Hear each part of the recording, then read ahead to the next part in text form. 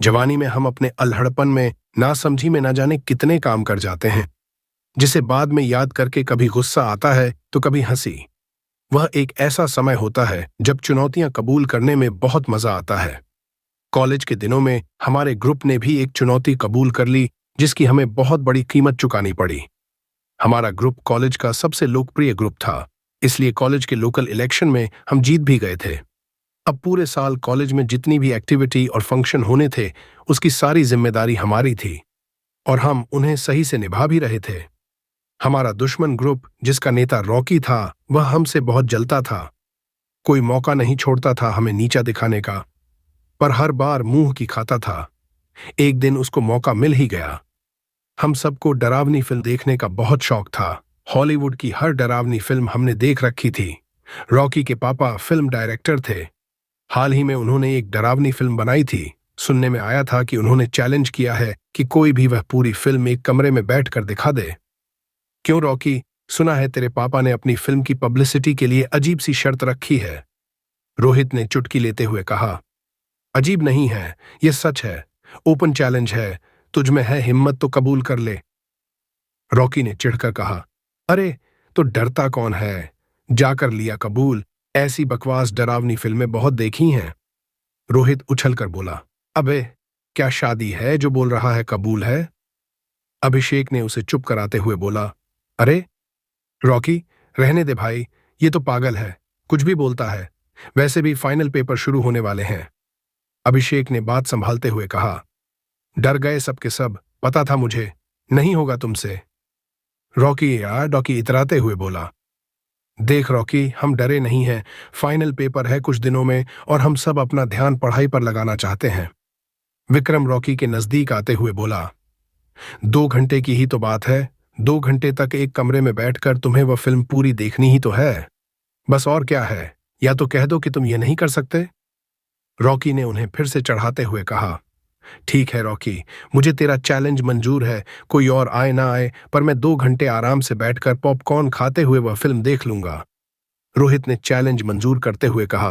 क्योंकि हम सब पक्के दोस्त हैं, इसलिए रोहित को अकेले तो भेज नहीं सकते थे। इसलिए ना चाहते हुए भी हम सबको इस चैलेंज में कूदना ही पड़ा।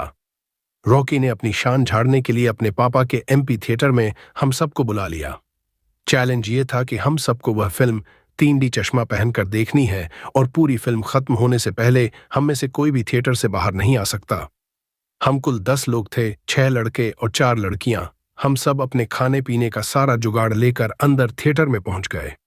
ये कैसा चैलेंज मंजूर किया है तूने रोहित? तुझे पता है मुझे अपने पापा से झूठ बोलकर आना पड़ा। अर्पिता नाराज होते हुए बोली। शश शश शश शश, चुप करो, फिल्म स्टार्ट होने वाली है, सब अपना चश्मा पहन लो। रॉकी ने हम सबको शांत करते हुए बोला। Only the best to you own. मिलते हैं 2 घंटे बाद बाहर। अगर तुम सब चैलेंज जीत गए तो, वरना पहले ही मुलाकात हो जाएगी। रॉकी हंसते हुए वहां से बाहर चला गया। फिल्म शुरू हुई। फिल्म की शुरुआत काफी डरावनी थी, क्योंकि 3D चश्मा पहन रखा था, इसलिए सारे किरदार आंखों के एकदम सामने दिख रहे थे। 3D चश्मे से दूर की चीज एकदम आंखों के सामने नजर आती है। ऐसा लगता है जैसे वह स्क्रीन से उछलकर हमारी तरफ आ रही है। अचानक एक भयानक सा चेहरा हमारी आंखों के सामने आ गया। श्वेता और विक्रम की चीखें निकल गईं। अरे यार, तुम दोनों तो बहुत ही डरपोक हो। यह सिर्फ एक फिल्म है। 15 मिनट फिल्म चलने के बाद अभिषेक बोला। अरे यार, क्या बकवास फिल्म है, कुछ डर ही नहीं लग रहा। तभी फिल्म में दिखाया कि एक चुड़ैल लाइट हाउस की तरफ बढ़ रही थी और जब उसकी सीढ़ियां चढ़ रही थीं, तो उसके पैरों के निशान सीढ़ियों पर छप रहे थे। तभी अर्पिता ने घबराकर थिएटर की सीढ़ियों को देखते हुए बोली। ये पैर के निशान तो इन सीढ़ियों पर बन रहे हैं, ये कैसे मुमकिन हो सकता है? विक्रम ने अपनी सीट से उछलकर सीढ़ियों की तरफ देखा तो उसे भी पैरों के निशान बनते हुए दिखाई दिए। थोड़ी देर तक श्वेता और विक्रम एक दूसरे को हैरत भरी निगाहों से देखते रहे। उनके मुंह से आवाज ही नहीं निकल रही थी। जैसे ही उस फिल्म में वह चुड़ैल लाइट हाउस के ऊपर पहुंचकर पीछे चीखती हुई मुड़ी, वैसे ही श्वेता और विक्रम की भी चीख निकल गई, क्योंकि उन्हें ऐसा आभास हुआ कि वह चुड़ैल उनके सामने नहीं बल्कि उनके पीछे से चीखी। श्वेता ने अपने कान बंद कर लिए और सीट से उठने की कोशिश करी, पर यह क्या, वह सीट से उठ ही नहीं पा रही थी। मैं सीट से चिपक गई हूं। मैं उठ ही नहीं पा रही हूं। श्वेता ने रोते हुए बोला, रुक, मैं आता हूं, मैं तुझे उठाता हूं, तू बहुत डर गई है। ऋषि बोला, पर ऋषि अपनी चेयर से उठ ही नहीं पा रहा था। अरे यह क्या, मैं खुद ही उठ नहीं पा रहा हूं, ये क्या हो रहा है? मुझे लग रहा है कि हम सब अपनी अपनी चेयर से चिपक गए हैं। कोई शक्ति है जिसने हमें यहां पर बैठा रखा है और वह हमें हिलने ही नहीं दे रही। प्रीति ने डर कर बोला। प्रीति के ऐसे बोलते ही एक अजीब सी शांति छा गई उस कमरे में। हम सबका गला सूख गया। डर की वजह से हम में से कोई भी कुछ भी नहीं बोल पा रहा था। ऐसा लग रहा था कि उस थिएटर का हर कोना हमें घूर रहा है। तभी एक अजीब से मांस वाले चेहरे ने स्क्रीन से निकलकर हमारे ऊपर हमला किया। मास्क में से दिखती उसकी लाल आंखें और बाहर निकले हुए दांतों ने हमें डरा दिया और हम सब चीख पड़े। हम सब ने अपनी आंखें बंद कर लीं। कुछ देर बाद अभिषेक ने अपने हाथों को धीरे धीरे अपनी आंखों से हटाया। सामने कोई चेहरा न पाकर उसने लंबी सांस ली कि अचानक वही चेहरा चीखता हुआ उसकी आंखों के आगे आ गया। अभिषेक शायद उस दहशत को संभाल नहीं पाया और बेहोश हो गया। अभिषेक को बेहोश देख विक्रम चिल्लाया, सब अपनी आंखों से इस चश्मे को उतार दो, न यह चश्मा रहेगा और न हमें यह आकृतियां इतनी सामने दिखाई देंगी। सब ने चश्मा उतारने के लिए अपने हाथ बढ़ाए, पर किसी से भी चश्मा उतरा ही नहीं। जिस तरह हम सब अपनी चेयर से चिपक गए थे, वैसे ही वह चश्मा भी शायद हमारी आंखों से चिपक गया था। तभी एक खूंखार सी दिखने वाली चुड़ैल सिनेमा के स्क्रीन से निकली और उसने अपने हाथों को हमारी तरफ बढ़ाया। हम सब दहशत और डर के मारे कांप रहे थे। तभी हमने देखा कि इस चुड़ैल के काले नाखून लंबे होते चले जा रहे थे।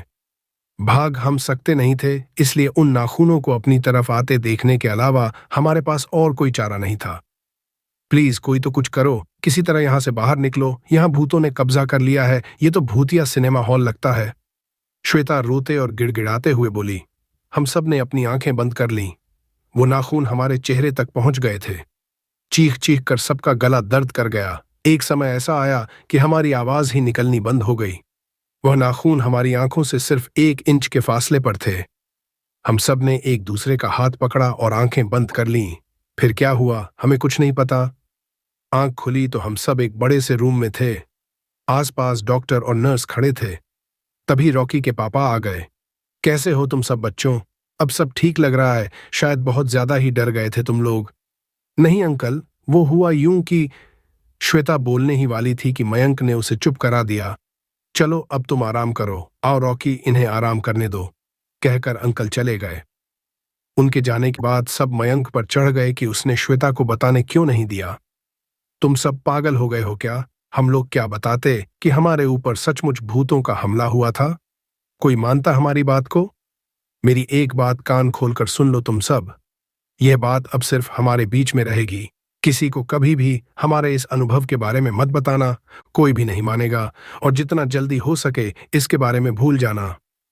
मैं आज तक नहीं समझ पाया कि वाकई में उस दिन थिएटर में हमारे ऊपर भूतों का हमला हुआ था, या वह हमारी कल्पना थी, या फिर हमारा डर। जो भी था, पर आज तक हम सबके जहन में वह बात अब तक बसी हुई है।